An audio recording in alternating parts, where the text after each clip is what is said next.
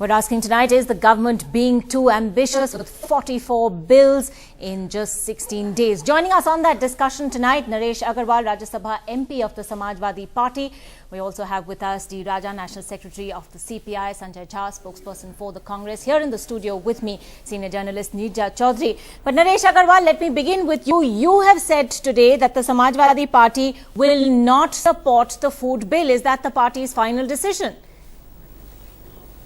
देखिए, ये तो सही है, हमारी पार्टी का फाइनल डिसीजन है कि मौजूदा जो बिल का स्वरूप है इस पर हम कतई स्वीकार नहीं करेंगे। और नेता ने घोषणा करी, इसके विरोध में समाजवादी पार्टी वोट करेगी। लेकिन सवाल है, कंट्री के सामने पड़े और जो बर्निंग इशू हैं उन पे क्यों नहीं सरकार डिस्कशन करती? फूड सिक्योरिटी बिल तो इतना जरूरी नहीं है जितना चीन का आक्रमण हिंदुस्तान पे जो होने की स्थिति है वो जरूरी है। आतंकवाद है, माओवाद है, देश की इकोनॉमिक सिचुएशन है, रुपए का डिवेल्युएशन है, महंगाई है, पेट्रोल डीजल के दाम बढ़ रहे हैं, एफडीआई के माध्यम से पूरे देश में विदेशी माल को सप्लाई किया जा रहा है। ये भी तो सारे बर्निंग इशू हैं। और साथ ही साथ स्टेट को छोटा करने की जो इन्होंने तेलंगाना की बात रखी है उससे पूरा देश जलने लगा है। असम की स्थिति खराब हो गई, बंगाल खराब हो गई, देश के अन्य पार्ट में भी आंदोलन की तैयारी। Okay. So you're saying that there are many other contentious issues. All of them need to be discussed. But Mr. Agarwal, many are saying that the fact that you chose the day before Parliament's monsoon session starts to make it absolutely clear that there is no support from the Samajwadi Party on the food security bill also has something to do with the Congress president sticking up for the suspended IAS officer Durga Nagpal, whose case has been in the headlines for the last few days. What do you have to say about that? देखिए, इसको इससे मत जोड़िए। सोनिया गांधी जी का पत्र routine में लिखा, ये राज्य सरकार का अधिकार होता है किस अधिकारी से क्या काम ले, अगर अधिकारी गलत कर रहा है उसको क्या पनिशमेंट दे। इसमें केंद्र सरकार का कोई दखल भी नहीं है और सोनिया जी के उस पत्र से कोई हम लोग को अंतर नहीं पड़ता है, क्योंकि राज्यों का विषय पे ये सब नहीं होता। ये राजनीतिक पत्र है, ऐसे पत्र तमाम लिखे जाते हैं, राजनीतिक लोग लिखते हैं, भाषण देते हैं, वक्तव्य देते हैं। आप जो उसको जोड़ रहे हैं इससे मत जोड़िए। समाजवादी पार्टी एक विपक्ष का अदा करना चाहती है। हम जनता में मैसेज नहीं देना चाहते हैं कि अन्य पापा जो केंद्र की मौजूदा सरकार है इसके लिए हम जिम्मेदार हैं। इस नीतियों को हम सपोर्ट कर रहे हैं, हम चुनाव लड़ने की तैयारी कर रहे हैं और हम ये जनता के बीच संदेश देना चाहते हैं कि ना सरकार हमसे है ना हम इसके जिम्मेदार हैं। ये सरकार जाने उसको कौन सहयोग दे रहा कौन नहीं दे रहा। हमने कभी लिखित सरकार को सपोर्ट नहीं दिया। Sanjay Jha, come in on this. The Prime Minister has said the food bill is the most important business in a sense of this Parliament session. Is the Congress now in a catch-22 situation? Now, no matter what Naresh Agarwal is saying at the moment, we've seen the ratcheting up of the rhetoric in the last few days over the SDM issue. Can you afford to stand firm against the suspension of the IAS officer, given that you would be missing out on a critical vote on the food security, the Samajwadi Party's vote? Ankita, I think we would like to delineate the two issues. Where the food security bill is concerned, we believe that this is a really significant bill. It's a landmark bill. It will provide, as you all know, food grain at very subsidized rates, 67% of our population. I don't think there can be, if anybody is trying to play politics with poverty, God bless them. I do think people of India who watch the debate in Parliament. It's very easy for people to not support the bill. But I think we need to know, I think the country, like I know, political parties, what reasons for against it. So we're very confident that the ordinance will be the bill. As far as, when you raise a very valid point, there are a lot of bills to be passed, and, I think all the bills are structurally so significant because it's not about changes which will impact only to 2014. Everyone looks at the bill, says this is the electoral gain. It's not about politics. It's about how it's going to change India's economy and our entire structure. If you look at the land acquisition bill, land acquisition is the bane of several issues in our country, including corruption. That bill will address that problem in a humongous way by providing compensation at very, very fair market rates to our, especially to our greater community. You look at the GST, which I don't know whether that will come out, but look at the direct taxes code or the companies bill. There are significant initiatives that we have got in mind. Now the reason today there is a bit of a challenge or time, and I read on JP's columns, but then this is important for everybody to realize that this is a wrong time. We still got winter session. But the fact is that the country needs to go beyond petty politics and take a bipartisan approach and take the right steps. Because these are bills which are going to fundamentally affect India as a country in a very positive way. These are good reforms we must be committed to. So I think at this point of time, aside from rhetoric, one has to look at how the growth and policy of inclusive growth of the UK has been successful.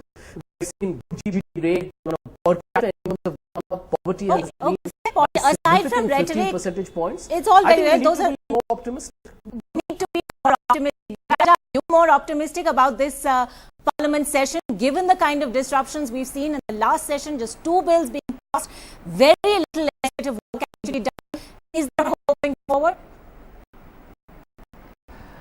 I am really optimistic with regard to the democracy of our country, with regard to the strength of our people, Indian people, God. I am skeptical about the monsoon session.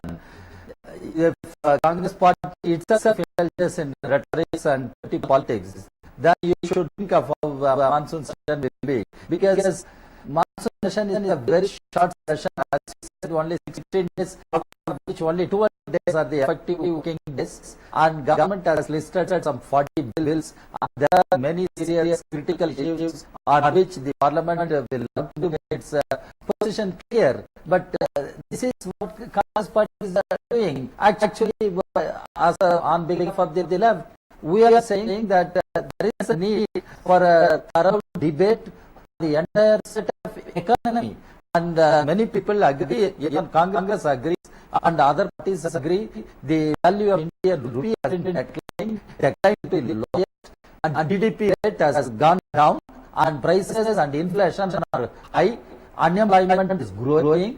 Government makes announcements with regard to FDI, removing the cap on FDI, 100% FDI in telecom, and even the crucial strategic sectors like defense, civil aviation, they are all open. These are issues. Coming back to food security, even though we oppose the ordinance, we are for a strong legislation on food security and right to food, and there must be a comprehensive debate in the parliament, and the present bill needs to be drastically amended. Congress party should be prepared for a comprehensive debate even on that issue in the parliament. Sanjay Jha, is the Congress prepared for comprehensive debates on all these issues that seem to be extremely contentious and sticking points as far as the monsoon session of Parliament is concerned? And when it comes to the actual legislative work, 44 bills on the other hand, debates wanted. There's the Telangana issue being brought up by the BJP. Just where physically is the time for all of this? Well, we have to find the time, and I think if Parliament functions, if you look at it, Ankita, you have found that roughly you have had 60% of Lok Sabha and Rajya Sabha time which has been used in this current term of the UPA. Now that's frankly absurd. So what is Parliament's basic objective is to have a debate, discussion. You can differ on issues, but if you are not going to spend time on the floor of the Parliament and debating issues, and at the country watches, the media watches, I think we are actually truly not being respectful of our great democracy. So the government has never shied away from any of these issues, whether it's the dollar, rupee. We can explain how we are looking at managing current account deficit. Mr. Raja talked about FDI.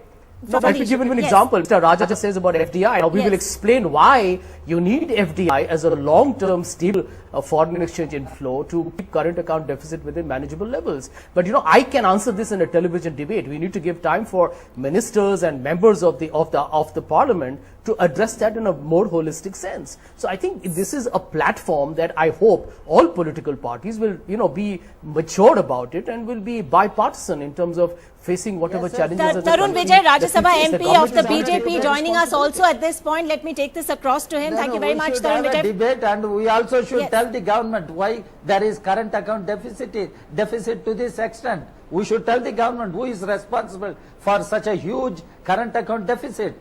And I would like to ask the finance minister to explain. And whatever explanations the finance minister has been giving, they are not at all convincing.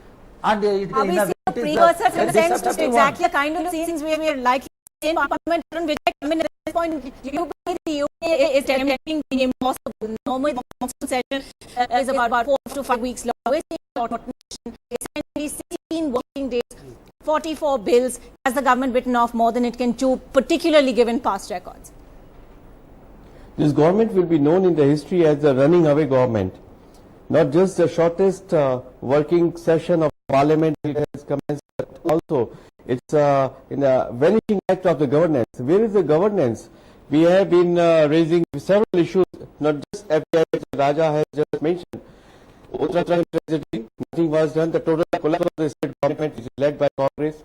Then the CBI, IB thing. I mean, we are working for Pakistan. The way the CBI, IB thing came out in the papers and everyone was seeing Pakistani papers screaming in headlines. Here is this government which says that the government officers say that 2067 was done by government of India. Is this government? It's a shock on democracy. It's a joke on statecraft. And then the House once. Nothing has been done after Mahendra Sharma's death, brutal murder, and so many suspicious needles were pointed towards the Congress leaders. Then this FDI thing and inflation, growing inflation, Chinese incursions. So external threats, internal threats, downsizing of the economy, 60 rupees and GDP to 6.7%, current account deficit. So India needs a government, India needs a leader. This is a vanishing governance. We will be raising all these issues in the parliament and let this government vanish forever. Well, strong words there, Nija. Is this in a sense the government's last chance ahead of sort of 4 critical assembly elections as well? The last chance to fix the economy, the last chance to show that governance is still possible in a sense? I think the government's main concern with the monsoon session would be to convert the food security ordinance into a bill with the parliament passing it. That is their main agenda. That's going to be their main election agenda in the months to come. Whether they'll be able to succeed on it, that is a question mark. It seemed at one point that they had got the numbers right. The Samajwadi Party has been opposing it all along.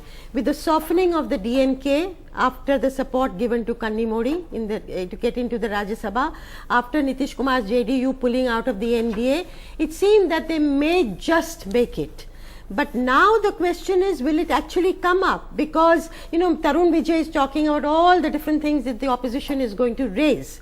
The question that comes to my mind is this going to be actually raised in a civilized, good debate where they corner the government, or is it absolutely go again in a house that gets disrupted, sound and fury, and nothing gets transacted? Now it seemed again that the BJP wants now to come across as a responsible opposition. They don't want to disrupt parliament because this is earning them flack from their urban middle class constituency that they want to win over to their side.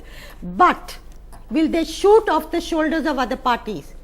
Will tomorrow when the House meets, will it be Telangana? And there'll be the people who make noise on Telangana will be Congress MPs also from the Simandra and Rayalaseema. The BJP saying that Telangana should be the statehood issue should be introduced. The BJP supports the creation of smaller states, so it will be other people who will oppose it.